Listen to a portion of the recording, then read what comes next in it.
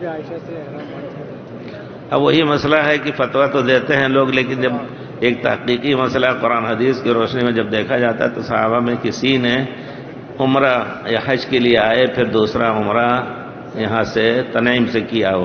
یہی حضرت عائشہ جن کے نام سے مسجد عائشہ مشہور ہے، نبی کریم صلی اللہ علیہ وسلم کے بعد ذی الحجہ کے آخر تک بیٹھی رہیں اور پھر نکلیں.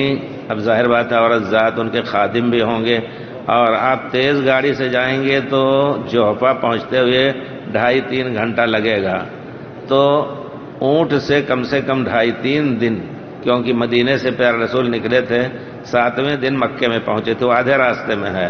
تو اس طرح کر کے اتنی دور جانا گئیں اور وہاں سے جوہفہ سے احرام باندھ کر کے آ کر کے انہوں نے حج محرم کی 1 تاریخ کو مستحل محرم لفظ آتا ہے اس میں عمرہ کیا انہوں نے. تو اب اگر یہ چیز صحیح ہوتی تو پھر وہاں کیوں جاتی ہو اتنی دور عورت ذات، اور ان کے ساتھ محرم کوئی گیا ہوگا.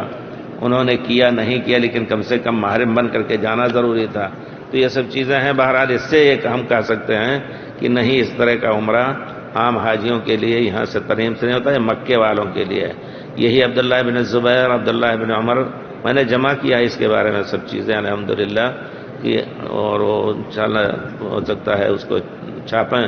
تو اس میں گئے نکل کر کے مکے سے ذوالحلیفہ، جس کو اب یار علی کہتے ہیں، جہاں سے مدینے سے آ کر کے احرام باندھتے ہیں، وہاں سے احرام باندھے. مدینے میں داخل بھی نہیں ہوئے، لبیک پکارتے ہوئے الٹے پاؤں آئے.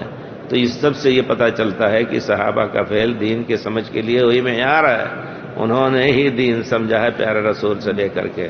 ہاں تنعیم اگر مکے کا کوئی ہے آدمی مستقل یا کچھ دنوں کے لیے مجاور ہو گیا، کام کرنے آئے ہیں ہم لوگ جیسے بھائی لوگ ہیں سب لوگ، تو وہ کر سکتے ہیں انشاءاللہ.